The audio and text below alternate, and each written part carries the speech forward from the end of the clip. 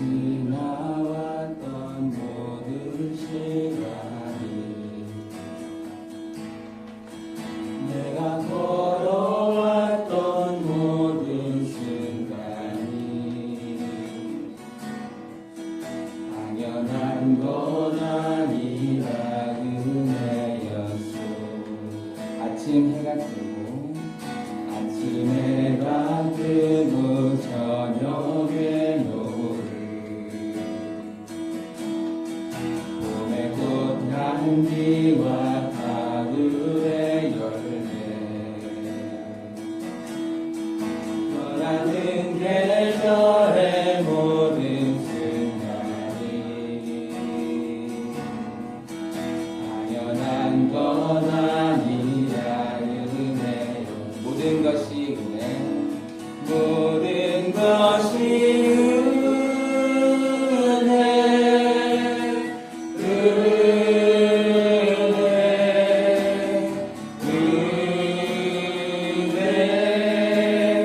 한없는 은혜 내 삶에 당연한 건 하나도 없었던 것을 모든 것이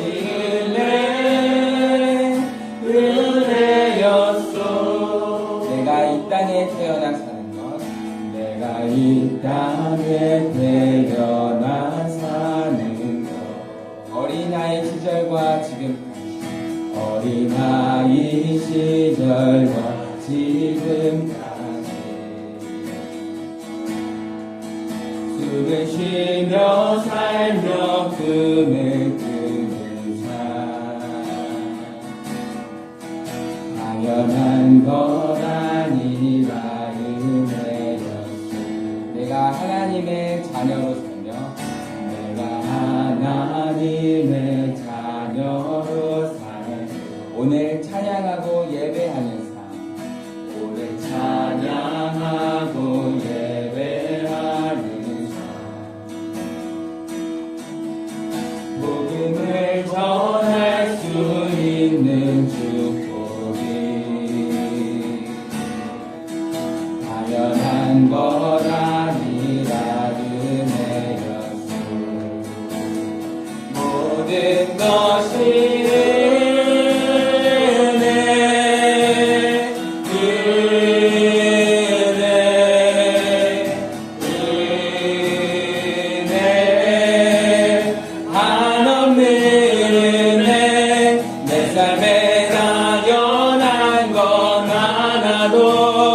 없었던 것을 모든 것이 은혜여 모든 것이 은혜 모든 것이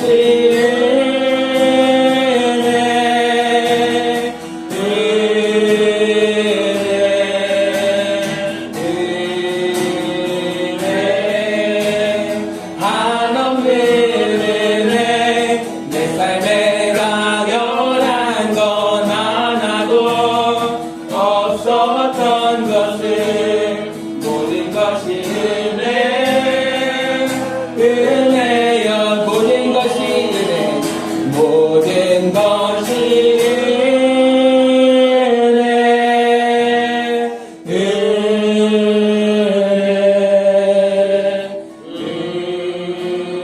은혜 한없는 은혜 내 삶에 당연한 건 하나도 없었던 것을 모든 것이 은혜여 모든 것이 은혜 모든 것이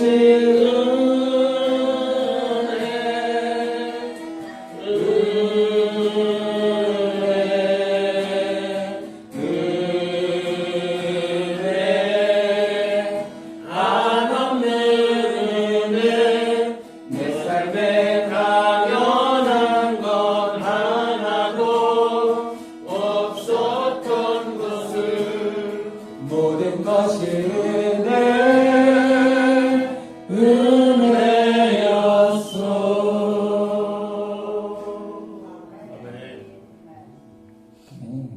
우리가 당연하다 생각하고 사는 그 모든 것이 하나님의 은혜였음을 우리가 잊지 않기를 소망합니다.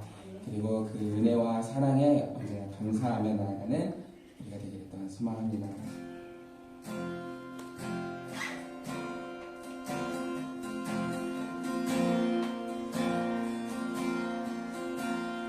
내 주를 가까이 내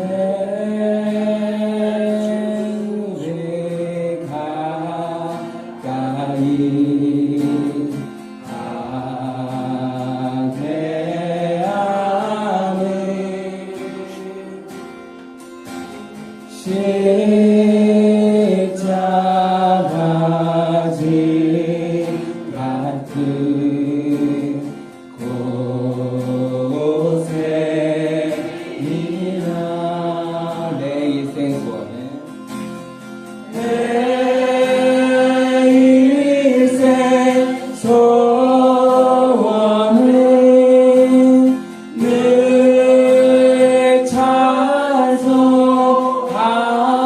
찬송하면서 주께로 나가기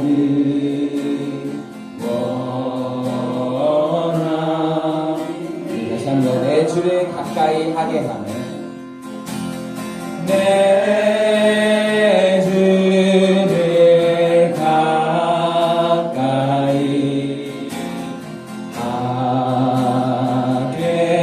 하는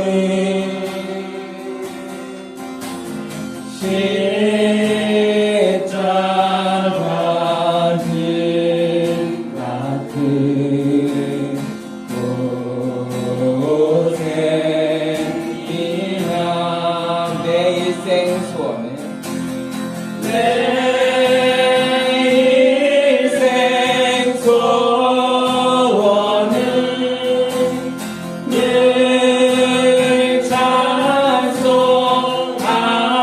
찬송하면서 주께로 나가기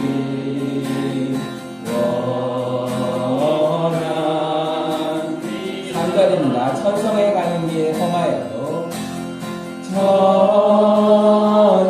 천성에 가는 길 험하여도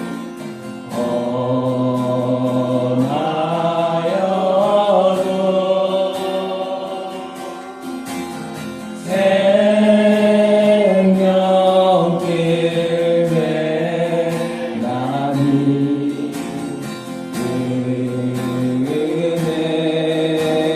은혜로다 천사 날 부르니 천사 날 부르니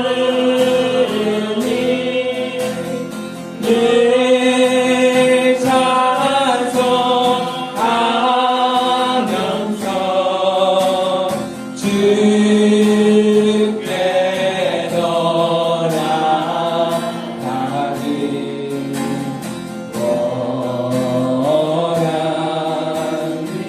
야곱이 잠깨어 일어나고 야곱이 잠깨어 일어나는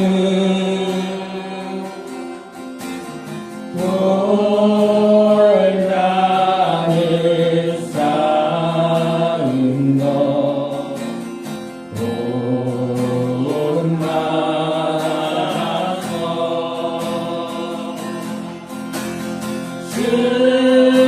승질 빼내도록 늘 찬송하면서 주께로 나가기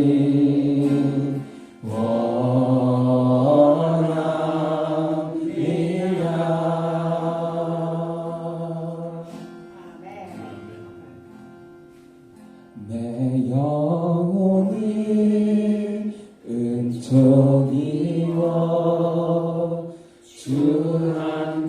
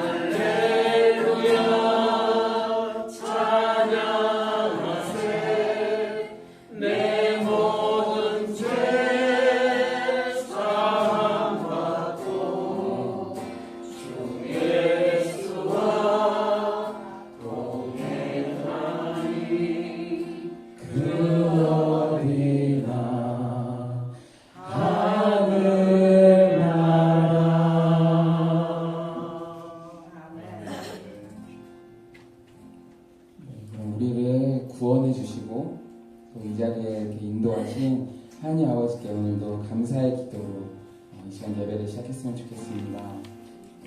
우리를 언제나 보호하시고 인도하시고 그리고 우리가 당연하다 생각하며 지나왔던 그 모든 순간들 지켜주신 하나님 앞에 오늘도 감사의 기도 드리며 시작하겠습니다. 함께 기도하겠습니다.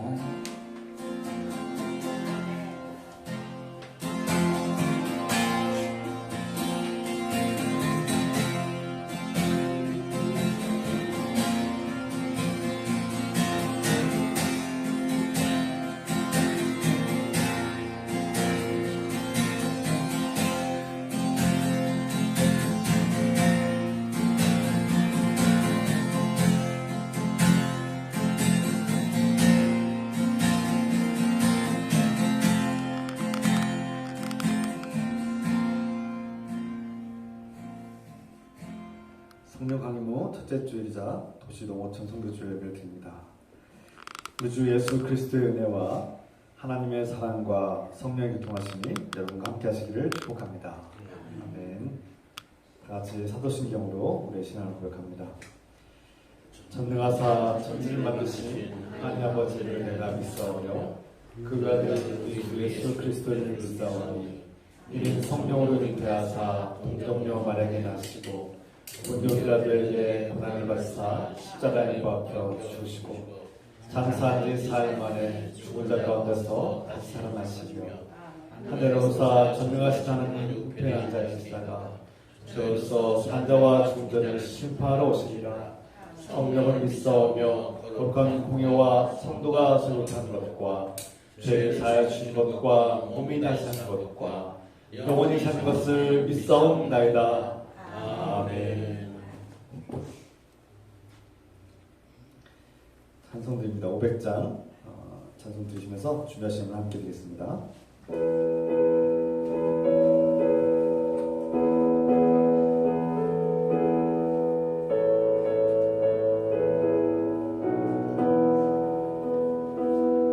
물 위에 생명줄 던지려라. 형제를 구원하랴. 우리의 가까운 형제이니 이 생명줄 누가 던지려나. 생명줄 던져 생명줄 던져 물속에 빠져든다.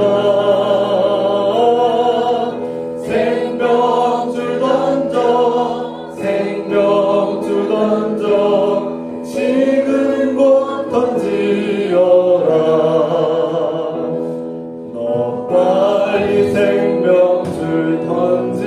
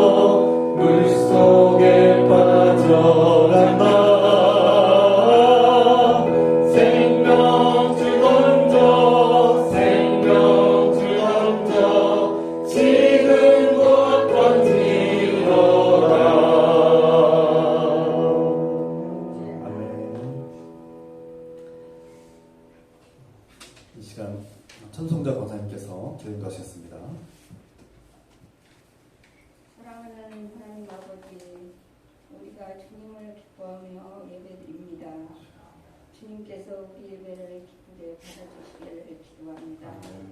이 시간 주님의 자녀들에게 그리스도의 영, 생명의 영, 성령을 부어 주시옵소서. 아멘. 이제 우리는 죽음의 노예가 아니라 하나님의 자녀가 되었습니다. 죄와 죽음에서 건져 주시니 감사드립니다. 아멘. 매 순간마다 우리 안에 거하시고 말씀하시는 성령님을 느끼고 기뻐하며 살게 하소서. 아멘. 그리스도의 영 성령께서 우리의 생각과 마음 인도하시고 생명의 길로, 진리의 길로, 은혜의 길로 이끌어 주십시오. 아멘. 주님께서 저와 같이 작고 연약한 사람을 일하시고 구원의 역사를 이끌어 가신 사실을 깨닫고 감사드립니다. 주님, 저희의 죄를 용서해 주시고 그처럼 저희도 부모와 자녀와 형제 자매와 이웃을 용서하며 살게 하소서. 나에게 상처 준 사람을 용서할 수 있는 믿음과 용기를 주옵소서. 우리의 기도에 응답하시는 예수 그리스도의 이름으로 기도합니다. 아멘. 아멘.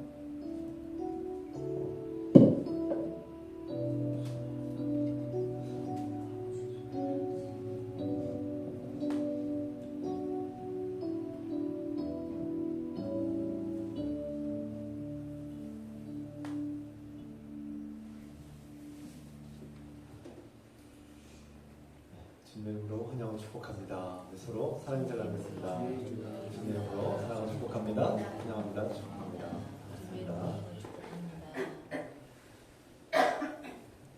오늘은 성령 강림의 둘째 주일, 도시 농어촌 선교주일을 기념합니다. 다음 주일은 성령 강림의 둘째 주일이고 환경주일 기념으로 드리겠습니다. 이 시간 함께 우리가 서로를 위해서 기도합시다. 중보하는 시간인데요. 합심해서 기도합시다. 우리 형제 자매들, 우리가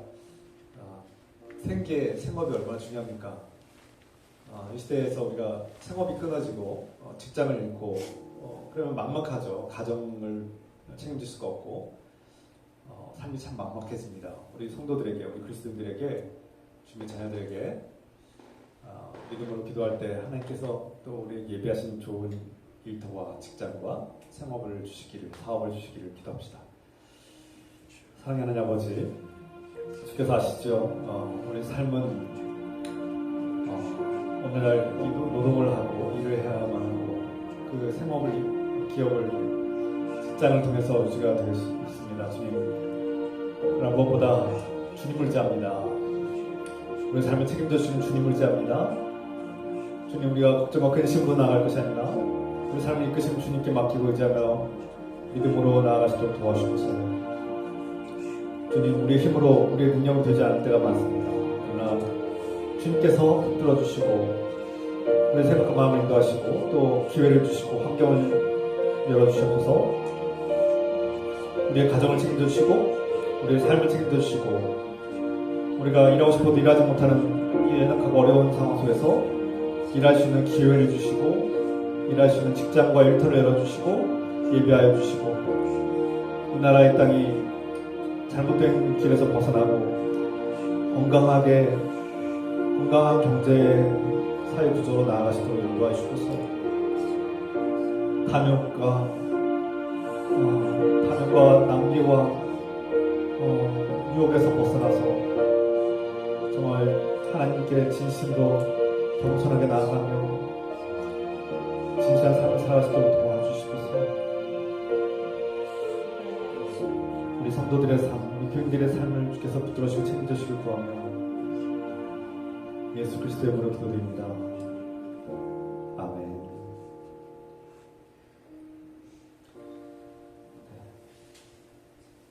좀 더 기도할 때 정말 일하고 싶어도 일하지 못하는 우리 성도들, 정말 일하고 싶고 또 가정과 삶을 꾸려나가고 또 유지하기 위해서 일하기를 원하시는 분들에게 하나님의 놀라운 은혜와 또 기쁜 소식이 있기를 기도합니다. 이 시간 하나님께서 우리에게 주시는 말씀, 출애굽기 2장 1절로부터 10절의 말씀 함께 읽겠습니다. 다 같이 하나님 말씀입니다. 다 차례대로 하셔서 출애굽기 2장 1절부터 10절 세 간절 여러분이 앉으시 기록합니다. 레위 가족 중 한 사람이 가서 레위 여자에게 장가들어 그 여자가 임신하여 아들을 낳으니 그가 잘생긴 것을 보고 석 달 동안 그를 숨겼으나 더 숨길 수 없게 되매 그를 위하여 갈대 상자를 가져다가 역청과 나무 진을 칠하고 아기를 거기 담아 나일강과 갈대 사이에 두고 그 레위가 어떻게 되는지를 알려고 머리를 썼더니 바로의 딸이 목욕하러 나일강으로 내려오고 시녀들은 나일강가를 건널 때에 그가 갈대 사이의 상자를 보고 시녀를 보내어 가져다가 열고 그 아기를 보니 아기가 울음지라 그가 그를 불쌍히 여기게 이는 죽은 사람의 아기로다. 그의 부위가 바로의 딸에게 이르되 내가 가서 당신을 위하여 히브리 여인 중에서 유모를 불러다가 이 아이에게 젖을 먹이게 하리이까? 바로의 딸이 그에게 이르되 가라 하매 그 소녀가 가서 그 아이의 어머니를 불러오니 바로의 딸이 그에게 이르되 이 아기를 데려다가 나를 위하여 젖을 먹이라. 내가 그 삭스를 주리라. 여인이 아기를 데려다가 젖을 먹이더니 그 아기가 그 사람의 바로의 딸에게로 데려가니 그가 그 아들이 되니라. 그가 그의 이름을 모세라 하여 이르되 이는 내가 그를 물에서 건져내었음이라 하였더라. 아멘. 잘 앉으시기 바랍니다. 오늘 본문의 말씀, 하나님의 말씀과 연관돼서 이 말씀의 이해를 돕고자 한 영화를 소개하려고 합니다. 여러분, 쉰들러 리스트라는 영화를 보신 적 있습니까? 주인공이 쉰들러고 그가 작성한 명단이 바로 리스트인데 영화의 줄거리는 이렇습니다. 독일 나치가 유대인들을 대량으로 학살하는 이 홀로코스트가 있었던 제2차 대전 시절이 있었던 얘기인데요. 실제 이야기죠. 나치들이 유대인들을 무차별하게 잔혹하게 죽였습니다. 때는 수용소에 가두고 또 강제 노역을 시키고 죽도록 노역을 시키고 또 때로는 이렇게 실험실에다가 넣어서 막 죽이고 대량으로 죽이고 잔혹하게 죽인 것이 말할 수 없습니다. 600만 명이 넘는 어마어마한 사람들을 별다른 이유도 없이 막 죽인 거예요. 유대인이면 다 죽이는 겁니다. 무섭죠. 우리나라도 비슷한 경험이 있지 않습니까? 어떤 전쟁이 일어나고 침략을 당하면 상상할 수 없는 인간의 잔혹함을 보게 됩니다.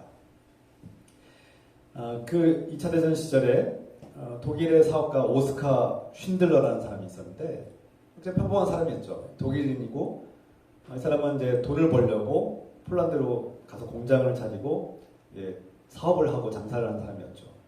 근데 그 공장의 일꾼들은 대부분 유대인들로 하는 겁니다. 왜냐면 돈을 안 줘도 되는 거예요. 월급을 안 줘도 그러니까 유대인들은 강제로 노역을 시키고 노예처럼 부려먹는 그런 상황이었기 때문에 공짜로 일을 가다가 쓰고 노동해서 군수품 팔아먹고 이렇게 하는 그런 공장을 차린 거죠.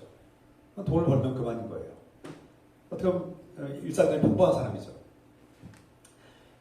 그런데 어느 날 유대인 회계사 이차크 스터인이라는 그 유대인 회계사가 과연 그렇게 하는 것이 당신이 지금 그렇게 사업하고 유대인들을 그렇게 이용하는 것 그리고 나치가 유대인들을 학살하는 것이 과연 정당한가? 이것이 과연 옳은가? 이것을 우리는 거기서 편입해서 돈을 벌고 있는 이 모든 것들이 다 정말 옳은 것인가? 하나님께서 기뻐하시는 일인가라는 어떤 그런 질문을 하고 마음에 울림을 줍니다.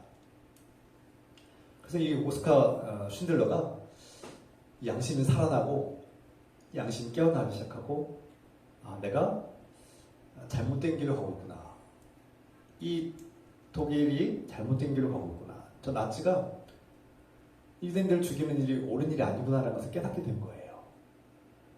그러니까 세상이 다 옳다하고 다 그쪽 길로 가고 정부가 권력자들이 국민들이 다 그쪽 길로 가지만 그의 양심은 이게 잘못됐다는 것을 알려준 겁니다. 죄도 없는 사람들을 잔혹하게 죽이는 일이 문제가 있다는 것을 깨달은 거죠. 그때부터 이 쉰들러는 이 유대인들을 구출하기 위해서 목숨을 걸고 또 자기가 위험해질 수 있어요. 그들을 구출하다 걸리면 자신도 죽을 수도 있고요.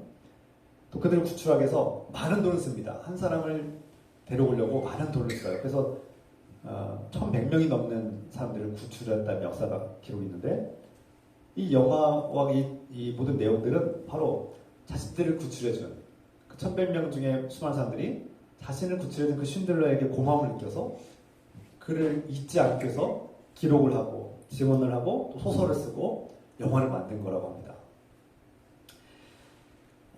그 영화를 보면 나치가 막 수색을 들어오고 유대인들을 숨겨준 거 막 발각되면 다 죽이려고 하는 그런 막 총을 들고 오는 그런 장면들이 종종 있는데 막 가슴이 떨리고 막 아슬아슬한 장면들이 막 종종 등장합니다. 그런 영화예요.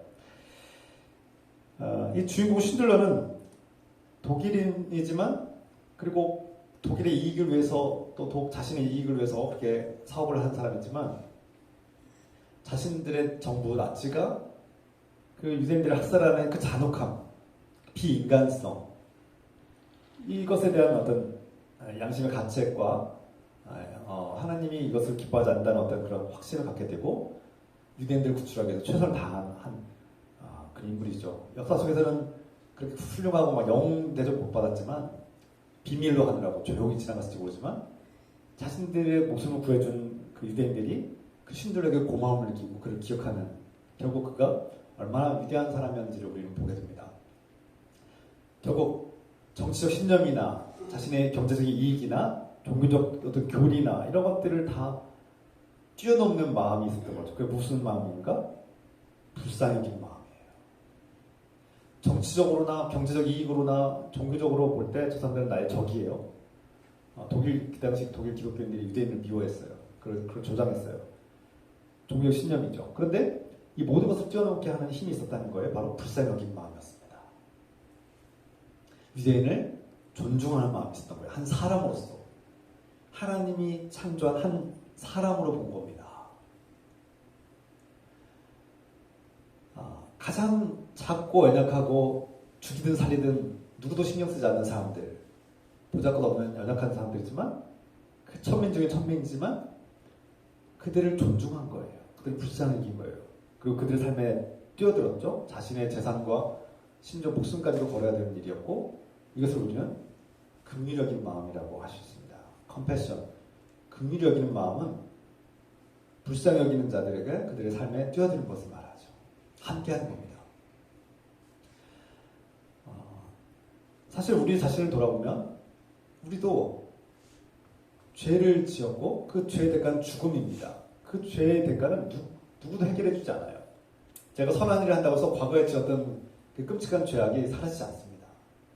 누군가의 상처에 못을 받고 누군가의 가슴에 못을 받고 누군가를 정말 죽이지만 않았지 죽도록 고통스럽게 했던 것들 다 죄입니다.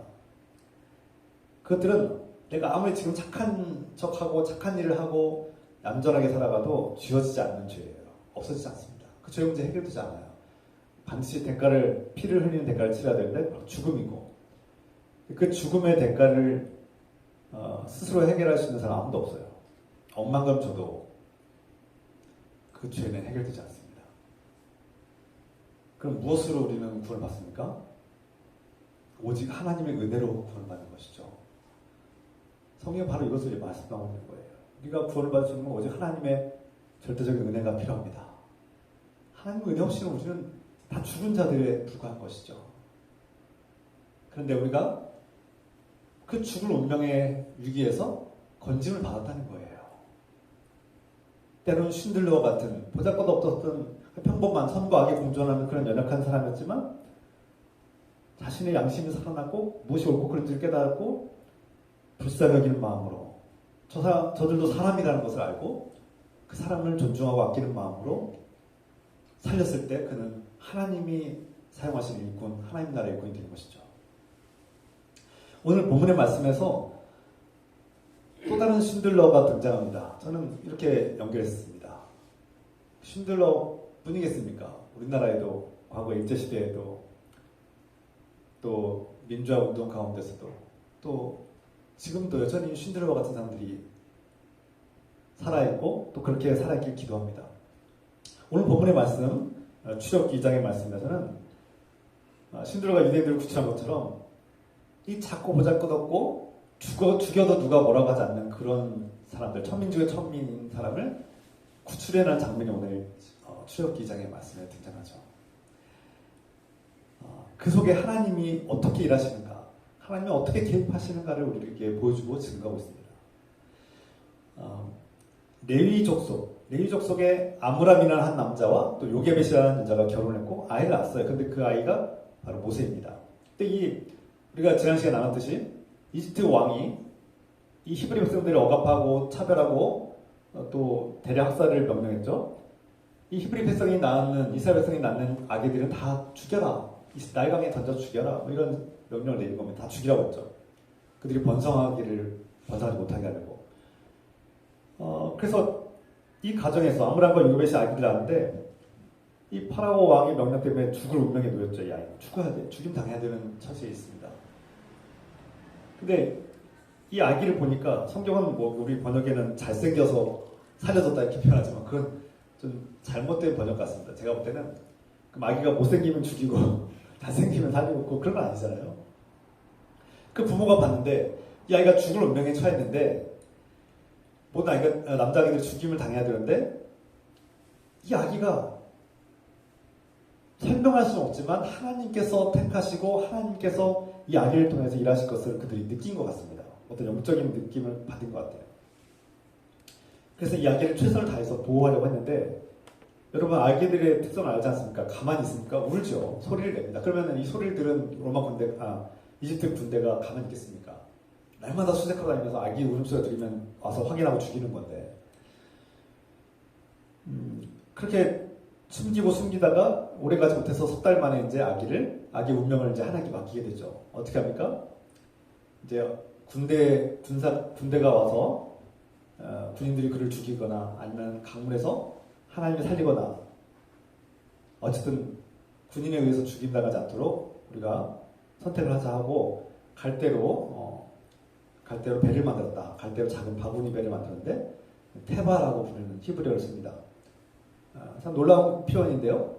이 테바로 불리는 이 갈대상전을 만든 작은 아기를 실은 배는 노아의 방주에 나오는 그 방주와 똑같은 단어를 쓰고 있어요. 비록 작고 보잘것없는 100일밖에 되지 않은 아기지만 이 아기는 인류의 이스라엘 백성의 새로운 희망이고 하나님께서 새롭게 역사를 이끌어갈 희망이 담겨있는 그런 배라는 의미가 담겨있지 않나 생각하게 됩니다. 중요한 것은 이 죽을 이제 운명에 처한 아기가 그 작은 배, 갈대로 만든 작은 배에 그 나일 강가 주변에 이제 안치하는데 이 아기가 살면 얼마나 살겠습니까? 먹지 못하면 뭐 악어의 밥이 될 수도 있고. 그런데 놀랍게도 때마침 이집트의 공주 파라오의 딸이 그 강가에 와서 그 아기를 발견하게 하셨습니다. 이것이 우연이겠습니까? 우리가 우연처럼 보이는 것들이 사실은 하나님께서 원대한 구원의 계획을 펼쳐가기 위한 하나님의 놀라운 계획임을 우리가 발견하게 되죠. 물론 이것은 일상 중에 하나였을지 모릅니다. 이 요게벳뿐만 아니라 많은 히브리인들이 자신의 아기를 낳고 군인들에게 죽임당할 것을 피하기 위해서 그렇게 갈대 상자를 만들어서 강물에 띄운 일이 어떻게 보면 요게벳만의 일이 아닐 수 있어요. 많은 히브리인들이 그렇게 했을 수도 있어요. 그 파라오의 딸이 뭐라고 말합니까? 그 방골인을 보고 나서 이것은 틀림없이 히브리인의 아기로구나 이렇게 말합니다. 틀림없다. 이거는 분명 히브리인의 아기구나. 그 무슨 뜻입니까? 몇 가지가 담겨 있는데요. 이건 이거 뻔한 일이야. 이거는 히브리인들이 이렇게 자신들의 아기가 죽임 당한 것을 피하기 위해서 이렇게 한 거야. 누가 봐도 다 아는 일이야라는 뻔한 일이야라는 의미 담겨있고요. 또 한 가지는 이 아이는 히브리인의 아기, 가장 낮고 천하고 보잘것없는 아기라는 뜻이 담겨있는 거죠. 그게 이 단어 하나에 히브리인의 아기구나. 이 단어 하나에 많은 것들이 담겨있다는 거예요. 그 당시에 정치적인 형국과 그 히브리 백성들, 이스라엘 백성들을 억압하고 그들을 학대하고 그들을 대량살하는 이런 모든 정치적 국면들이 이건 분명히 히브리인의 아기구나. 이렇게 할 수 있는 것은 히브리인의 사람들밖에 없고 이 아기를 구인들에게 죽임당하지 않게 하기 위한 그들의 방법이구나 이렇게 생각했던 거예요. 이래 죽어도 죽고 저래 죽어 죽는데 죽으면 죽으리라 하고 그 작은 배에 담은 것이죠. 희망을 담은 겁니다. 살길 바라는 마음으로 그 태발을 띄운 것이죠. 근데 놀라운 일이 펼쳐집니다. 여러분, 파라오에 따른 이스라엘 백성들, 히브리 백성들에게 적입니까? 친구입니까? 정치적으로는 적이지요. 원수의 딸 아닙니까? 원수의 딸. 자신들의 아기 다 죽이라고 대량살 명령을 한 파라오의 딸인데 어떻게 기뻐하시겠습니까? 그런데 놀라운 일은 이 작고 연약한 천민 중에 천민, 차별하고 학대하고 미워하고 적대하는 이 히브리인의 아기를 이 파라오의 공주는 어떤 이유에서인지 그 아이를 자신의 자녀로, 자신의 아들로 삼습니다. 양자 삼은 거죠. 어떤 사람들은, 어떤 학자들은 이렇게 얘기합니다. 그 공주가 최근에 아기를 낳았는데 유산되었거나 그 아기가 죽어서 슬픔 속에 잠겨있는데 히브리인의 아기를 보고 그 엄마의 마음, 그 모성애가 살아났고 그 하나님, 자신의 신이 자기에게 준 아들이라고 생각했을 수 있다고 생각합니다. 일리가 있죠. 그런데 중요한 것은 정치적으로나 자신들의 종교로나 파라오에 따른 이교도죠. 하나님을 믿지 않는, 야훼 하나님을 알지 못하는 자신들의 파라오를, 이집트 신을 숭배하는 한 여인입니다. 이교도예요. 하나님 모르는 사람이에요. 그리고 정치적으로 적대 관계에 있는 그런 사람이고 경제적으로도 이 아이를 돌볼 이유가 없습니다. 이익이 하나도 없어요. 아니, 오히려 위험해요. 히브리인 아기를 숨겨뒀다가는 공주라도 왕의 명령을 어겼기 때문에 큰 벌을 받을 수 있는 위험한 상황이죠. 대가를 치러야 됩니다. 그런데 이 공주는 불쌍하긴 마음으로 그 히브리인의 아기를 불쌍하긴 마음으로 그 아기를 거둡니다. 여러분, 이 하말이라는 히브리어 단어 썼는데 불쌍하기다라고 번역했죠. 아끼다 또는 때는 동정하다, 용서하다, 불쌍하기다라는 단어로 쓰이는 이 하말은 종교적 교리를 뛰어넘고요, 정치적인 신념을 뛰어넘고요, 경제적인 이익을 뛰어넘습니다. 모든 걸 다 뛰어넘어서 그 아기를 용납하고 수용하게 되죠. 이게 바로 불쌍하긴 마음이에요. 긍휼적인 마음이죠. 때로는 이 불쌍하기는 마음을 악용하는 사람들이 있어요. 우리 그리스도들이 누군가를 긍휼히 여기고 선한 마음으로 돕고자 할 때 이걸 악용하고 이용하는 사람들이 있습니다. 저도 그런 분들이 많이 종종 당해요. 여러분도 당한 기억이 있을 겁니다. 분별할 줄 알아야 됩니다. 우리를 이용해 먹는 사람들에게 그냥 이용당하는라고, 기독교들은 다 이용당하면서 사십시오, 무조건 손해보면서 사십시오, 무조건 다 용서하면서 사십시오, 이런 말은 하지 않았으면 좋겠어요. 위험한 말씀이에요.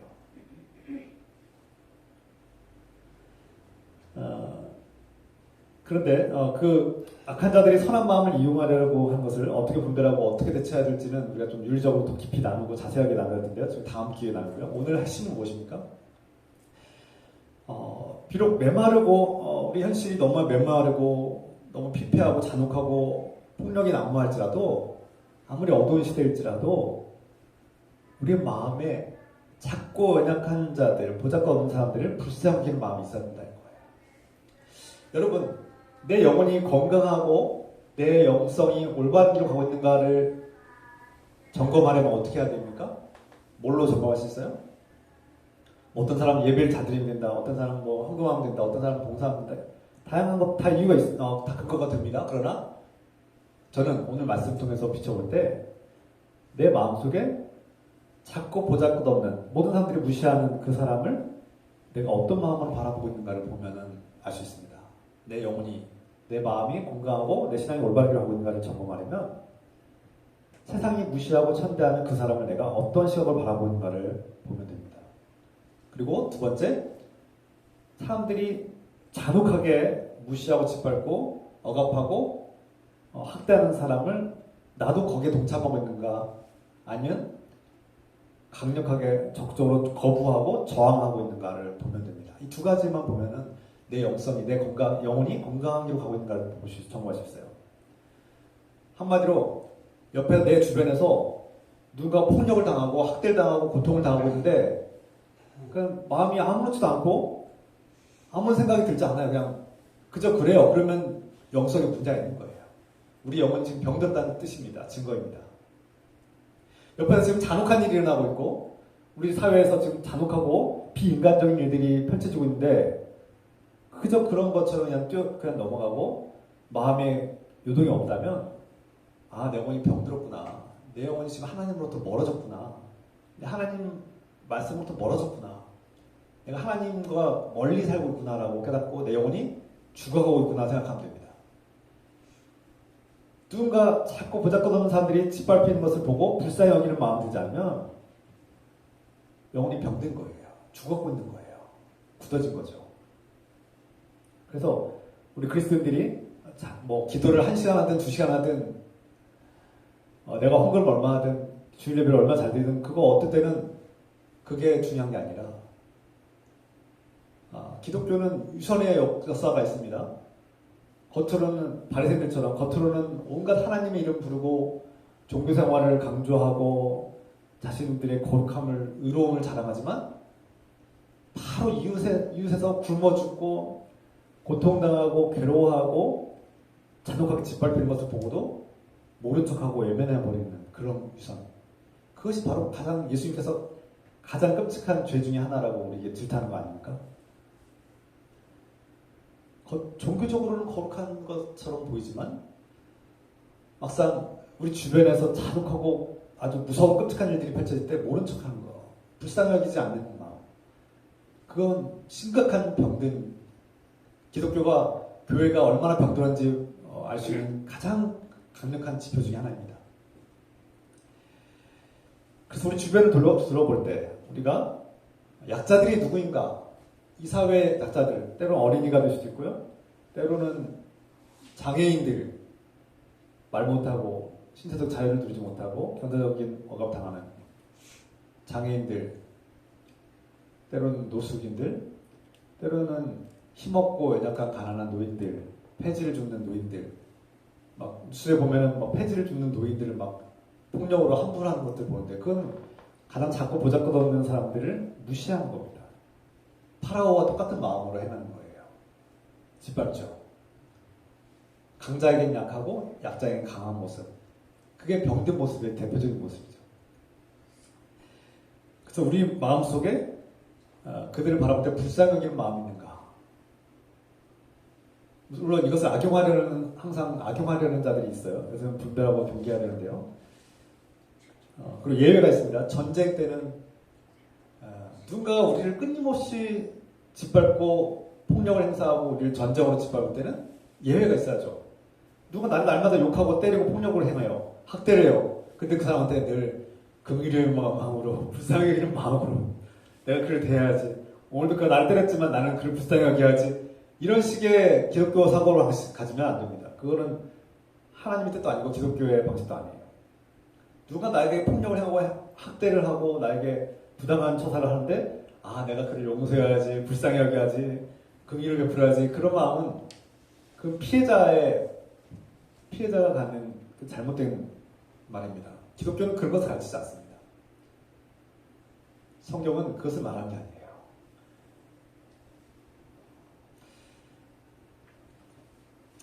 예수님의 마음을 품는 사람들, 예수 그리스도의 정신이 살아있고 성령의 인도하심을 받는 사람들은 사회가 전부 다 무시하는 어떤 단체, 사회가 무시하는 세력들, 이 사회가 막 경멸하고 막 함부로 대하고 막 차별하고 짓밟으려고 하는 그 사람들에게 잔혹하고 비인간적인 행동을 할 때 우리는 적어도 그 잔혹함과 비인간성을 거부하고 저항하고 다른 선택으로 나아갈 수 있는 그런 용기가 필요합니다. 한국교회 그리고 저와 여러분들에게 그런 용기가 있길 소망합니다. 저도 그리스도인들이라면 오늘날 현대사회는 이게 옳다 그러다 어떤 현상에 대해서 어떤 사건에 대해서 무조건 이게 옳다 이게 그러다 이게 틀렸다라고 함부로 말하기가 어려운 사회예요. 예를 들어서 의대 증원을 할 때 여기는 옳고 그름이 섞여 있어요. 무조건 이게 옳고 A가 옳고 이게 B는 틀렸다 이렇게 말할 수는 없어요. 다 각자의 의견들이 다양한 사회에 있어서 무엇이 맞다 정답을 말하기 어려운 사회인데 그러나 그리스도인들이 그래서 나는 어느 편을 들어야 되는 거야 알 수 없을 때가 있어요. 애매하고 헷갈릴 때도 있어요. 그런데 중요한 것이 있습니다. 적어도 이건 아니야.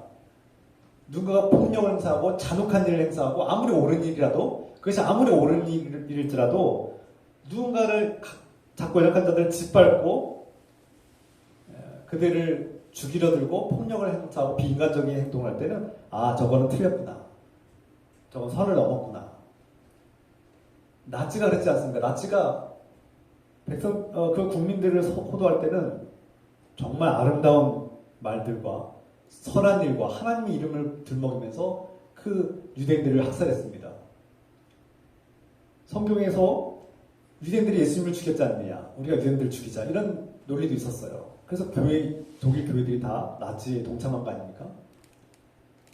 그러나 그것은 성경을 잘못 이해한 것이죠.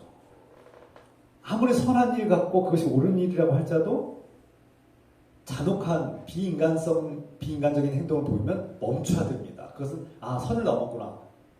저건 잘못됐구나라는 것을 깨달아야 돼요. 가능하면 말씀을 통해서 깨달아야 되고 때로는 양심을 통해서 깨달아야 되고 우리 안에 있는 어떤 도덕성을 통해서 깨달아야 되고 하나님 기도함으로써 깨달아야 합니다. 이 말씀 어려운가요? 정말 이해가 되지 않습니까? 도무지 받아들일 수 없는 말씀인가요? 오늘 아기 모세는 공주에 의해서 이집트 공주에 의해서 죽을 운명에서 건전의 인생이 되었어요. 건진받은 인생이 되었죠. 불과 한두 시간 전만 해도 죽을 운명이었어요. 그냥 죽임 당하도 누가 뭐라고 하지 않는 그냥 보잘것없는 운명이었어요. 죽을 운명에서 이방인, 하나님을 알지도 못하는 이방인, 우상숭배자가 그 모세를 살리게 하시는 하나님은 교회에서만 일하시는 분이 아니라 교회 밖에서 일하시는 분이라는 거예요. 하나님을 믿는 사람들을 통해서 일하시지만 하나님을 믿지 않는 자들도 사랑하시는 하나님, 교회 안에 있는 사람들을 사랑할 뿐만 아니라 교회 밖에 있는 사람들도 사랑하시는 하나님을 우리가 믿어야 합니다. 아멘입니까? 과거 교회 역사 속에서 이것을 인정하기까지 수많은 전쟁과 과오와 학살과 끔찍한 만행을 저질렀습니다. 교회가. 대표적인 게 십자가 전쟁 아닙니까? 하나님의 이름으로 시작한 전쟁이지만 그 속에는 왕들의 권력 다툼과 그리스도인들을 죽이는 일들과 서로 탐욕과 영토 분쟁과 수많은 인간의 악한 욕심들이 얽혀 있어요. 겉으로는 하나님을 위한 전쟁이라고, 십자가 전쟁이라고, 예수님을 위해서 전쟁한다고 나가지만 그 속에는 인간의 악한 음모들과 욕심들이, 탐욕들이 가득 얽혀 있습니다. 더럽고 썩은 것이죠. 제가 이 말씀을 드리는 이유는 우리 인생이 어차피 죄로 인해서 죽을 운명이었어요. 망할 인생이었어요. 내 힘과 능력으로는 도무지 구원할 수 없는 존재예요. 어떻게 보면 다 지옥에 가야 되는 운명이었죠. 그런데 이 죽을 운명에서 우리를 건져주셨단 말이에요. 때로 하나님 믿는 사람들 통해서, 때로 하나님 믿지 않는 사람들 통해서도 이 역사가 일어난다는 거예요. 하나님께서 일하시는 방식은 꼭 하나님을 믿는 사람들만, 또 교회만 사용하시는 것이 아니라 저 이방인, 우상 숭배하는 파라오의 딸 이집트 공주를 통해서도 일하신다는 거예요. 그래서 이런 말들이 나오죠. 때로는 교회 다니는 사람보다 교회 안 다니는 사람들이 더 착해, 이런 말 나와요.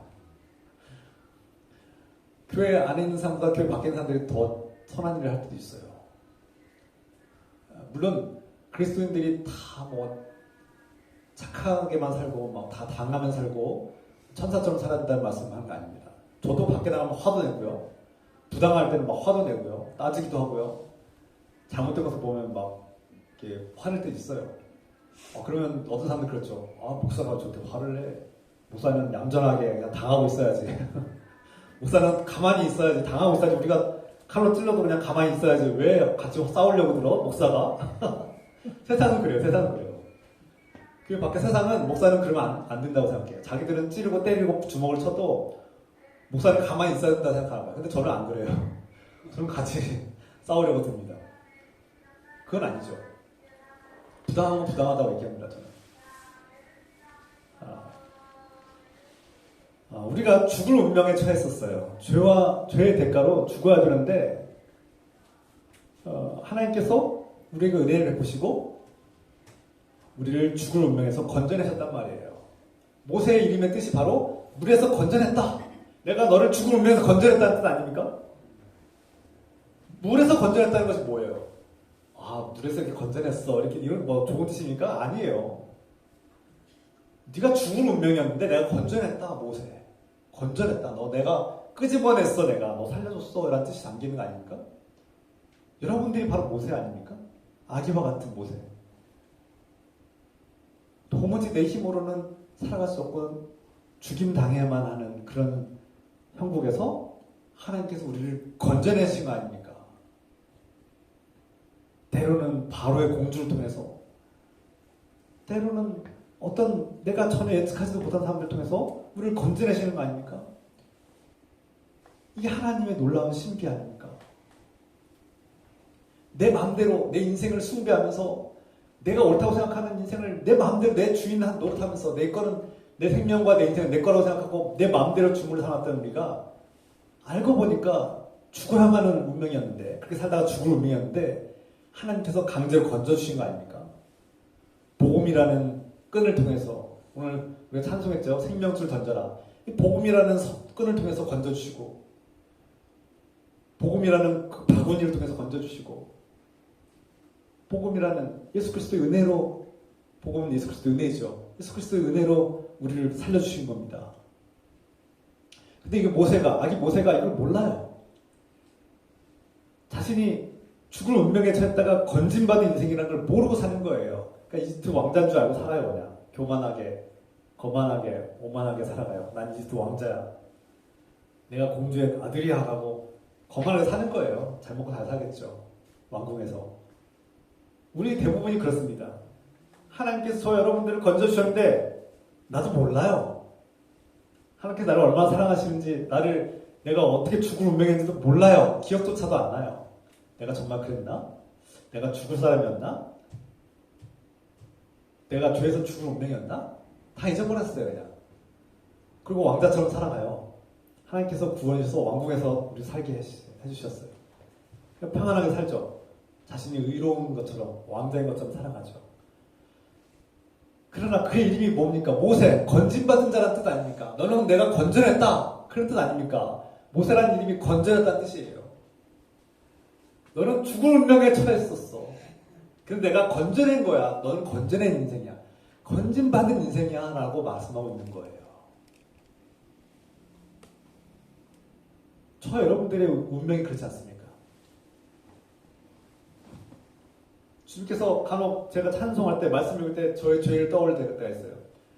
제가 어린 시절에 지은 죄들, 무지하고 하나님을 알지 못했던 시절에 지은 죄들, 하나님 믿는다고 하면서도 지었던 죄들, 지금은 선하게 살려고 노력하고 죄를 멀리하고 말씀과 기도를 가까이 하고 하나님을 가까이 하지만 과거의 죄들이 이렇게 여전히 있어요. 그건 내 힘과 능력으로는 없앨 수 없어요. 없애지 않아요. 그러나 예수 그리스도께서 내 죄를 대신 짊어지셨고 너를 자유케 하노라. 내가 너를 죄에서 건졌노라. 사망의 늪에서 너를 건졌노라 라고 말씀하시는 거예요. 그 은혜로 찬양을 하는 거 아닙니까? 그럼 여러분의 이름이 모세라는 것을 사실 잊어서는 안 됩니다. 내가 건진받은 인생이구나. 우리가 그리스도인, 기독교인이라는 말에는 내가 건진받은 사람이구나 라는 말이 포함되어 있다는 것을 늘 깨달아야 됩니다. 기독교인은 그런 인생이에요. 너는 건진받은 인생이다 라는 뜻이 담겨 있는 거예요. 기독교인, 건진받은 사람이라는 뜻이에요. 내가 너를 건져냈다.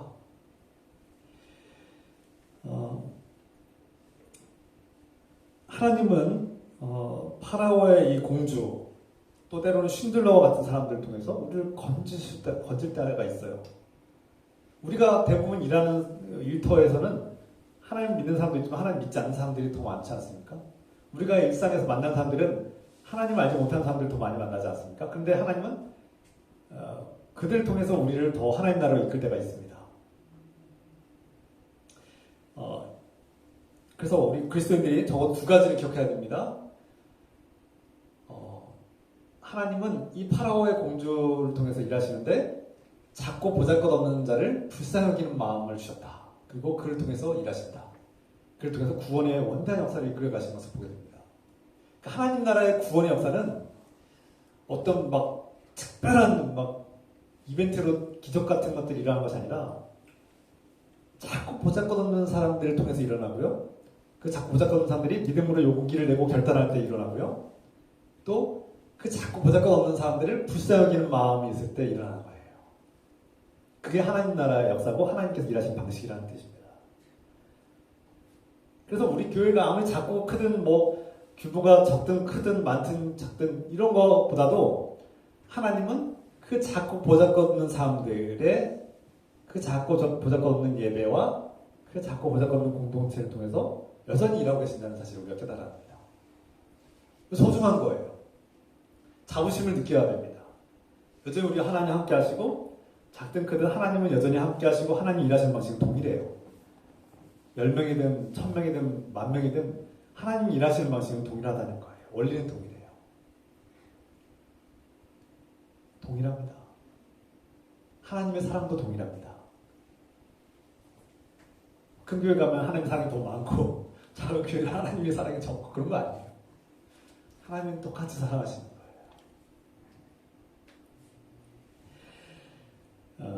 하나님께서 일하시는 방식 우리가 봐야 되는데요. 이집트 왕이나 그의 백성이 볼 때 이 파라오의 공주, 이 딸이 이 모세를 살리고 그를 양자로 삼는 일은 어떻게 보면 배반이죠. 왕의 명령을 거부한 거고 이집트 이익에 반하는 일이죠.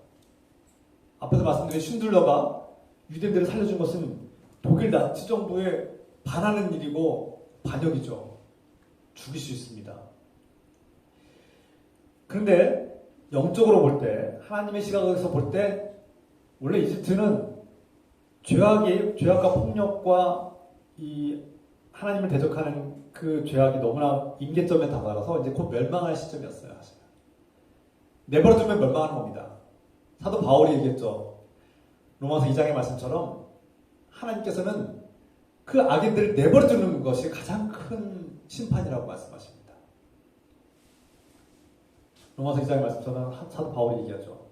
그들을 죄 가운데 내버려두었다. 그것이 가장 큰 형벌이다. 그러니까 파라오의 죄악과 그 폭력과 학살을 모르시는 것이 아니라 내버려둘 때 그것은 이집트의 가장 무서운 형벌이라는 것입니다. 그러니까 내가 잘 된다고 자만하고 그것을 축복이라고만 할 수 없는 거예요. 내가 잘 되고 문제가 없고 일상에서 잘 살 때 하나님께서 그를 내버려 두신 것은 아닐까. 그를 내버려 둘 때 우리는 그것이 가장 하나님의 무서운 형벌임을 우리가 깨달아야 합니다. 하나님께서 파라오를 내버려 두셨다는 거예요. 그러면 어떻게 됩니까? 멸망하죠. 그런데 하나님은 파라오와 공주의 딸을 통해서 모세를 하나님의 계획 속에 모세를 함께하게 하셨고 그로써 이집트가 멸망에서 보류가 되신 것은 아닐까 생각할 수 있습니다. 하나님께서 일하실 때 과거의 교회 역사와 성경 역사를 보면 어떻습니까? 죄악과 폭력이 난무할 때 인간성이 사라질 때 짐승과 같이 살아갈 때 하나님께서 그들을 어떻게 합니까? 홍수로 다 밀어버리죠. 홍수로 쓸어버립니다. 하나님도 그렇게 하셨어요. 과거에 하셨어요. 노아를 통해서 새롭게 시작하셨죠. 소돔과 고모라가 죄악으로 들끓어서 임계점에 다다랐을 때 하나님께서 다 불로 멸망시켰어요. 하늘에서 불을 내리셔서 멸망시키셨어요. 하나님께서 무서운 형벌을 내리셨어요. 그런데 이제 하나님께서 그런 방식을 더 이상 하지 않으시겠다고 역사 속에서 우리에게 약속하셨어요.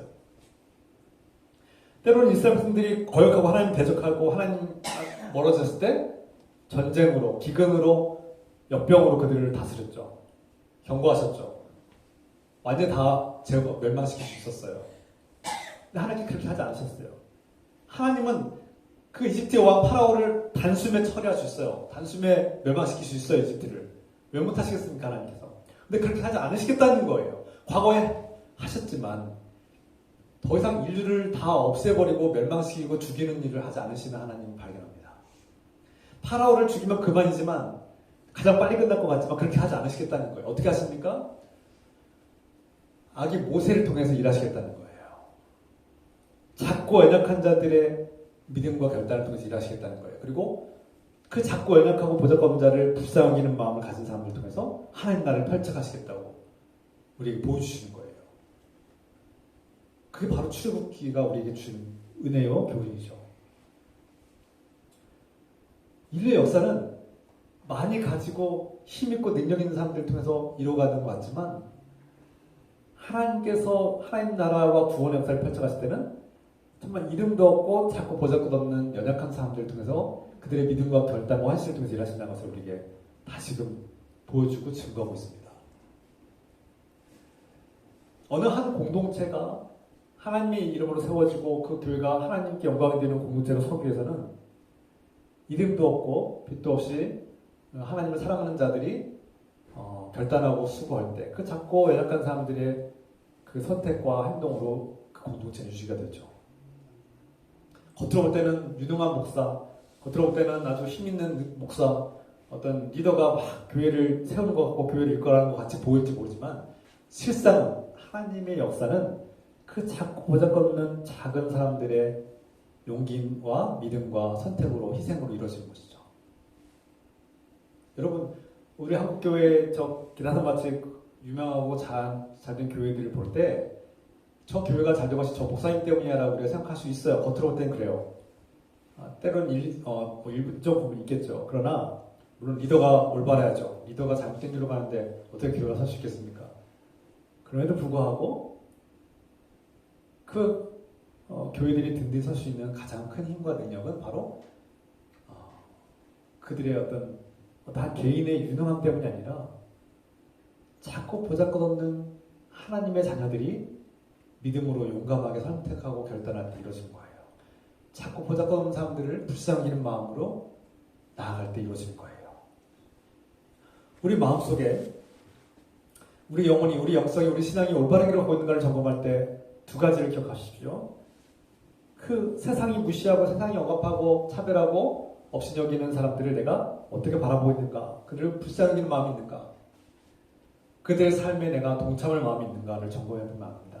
그리고 내가 어떤 정치적으로나 경제적으로나 어떤 현상들에 대해서 옳고 그름을 명확하게 분별하기 어려울 때 최소한 우리 그리스도인들은, 저와 여러분들은 이건 아니지, 아무리 그것이 옳은 명분일지라도 인간성을 잃어버리고 짐승처럼 행동할 때 잔혹함과 폭력성을 드러내고 그 악한 모습을 드러낼 때 우리는 멈출 줄 알아야 된다는 겁니다. 그것이 그리스도인들의 최소한의 분별력이고 그리스도인들 가져야 될 영성입니다.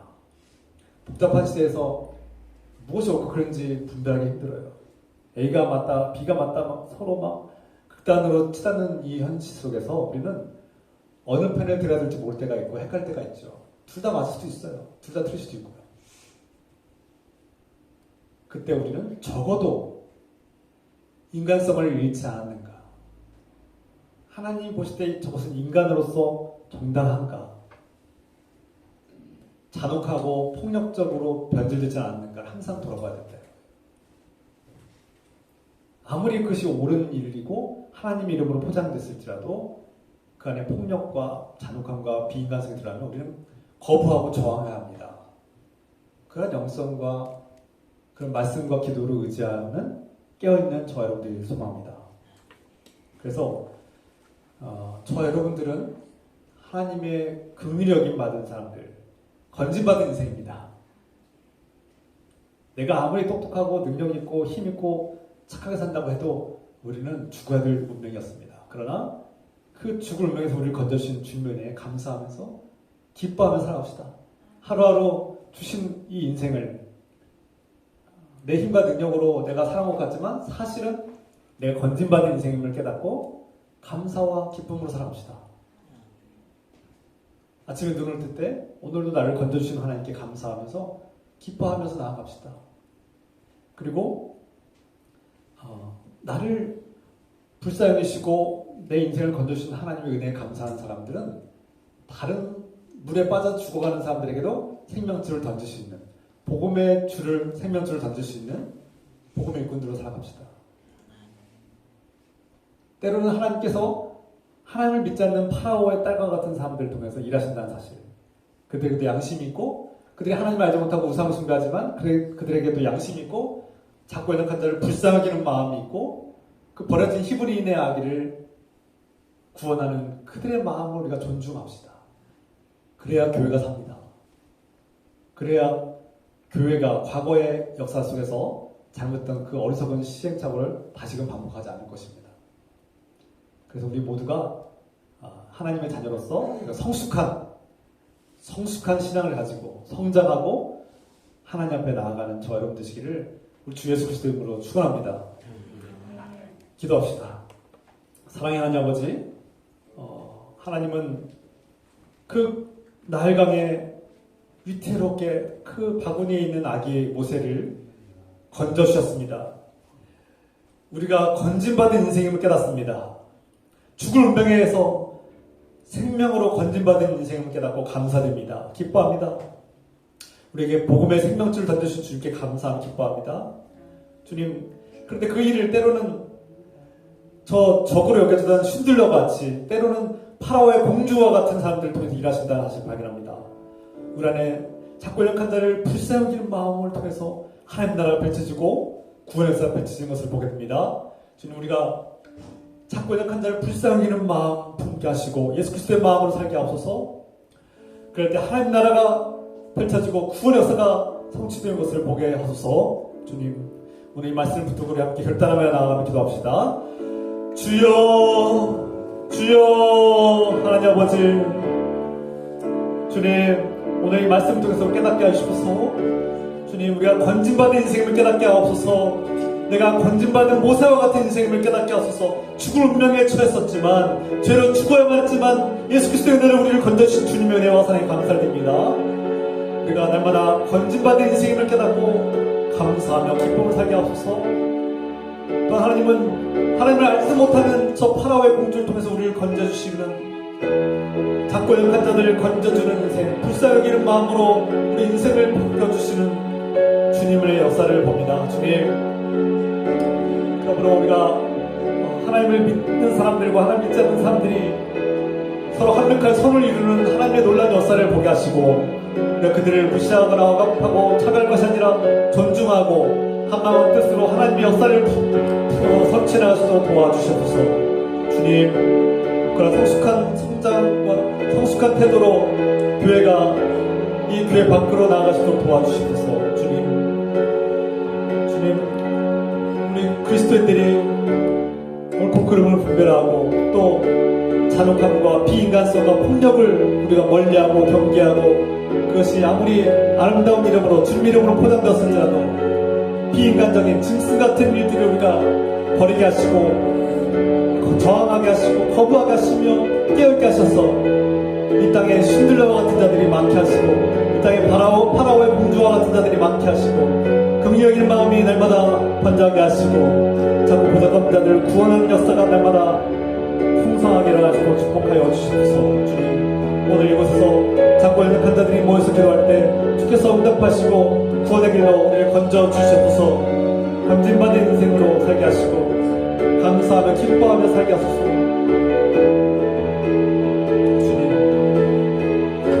주님 감사합니다. 우리를 건져주신 주님의 노하사에 감사합니다.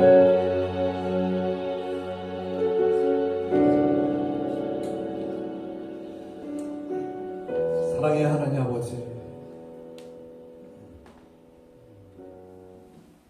그 나일강가에 죽을 운명에 처한 아기 모세가 파라오의 공주의 손길을 통해서 그가 불쌍히 여기는 마음으로 그를 구원하게 하시니 참으로 감사합니다. 하나님께서 하시는 일은 너무나 신비롭고 놀랍습니다. 때로는 교회를 통해서, 때로는 교회 밖에 있는 사람들을 통해서 함께 선을 이루게 하시는, 구원의 역사를 펼쳐가게 하시는 하나님의 뜻을 바라봅니다.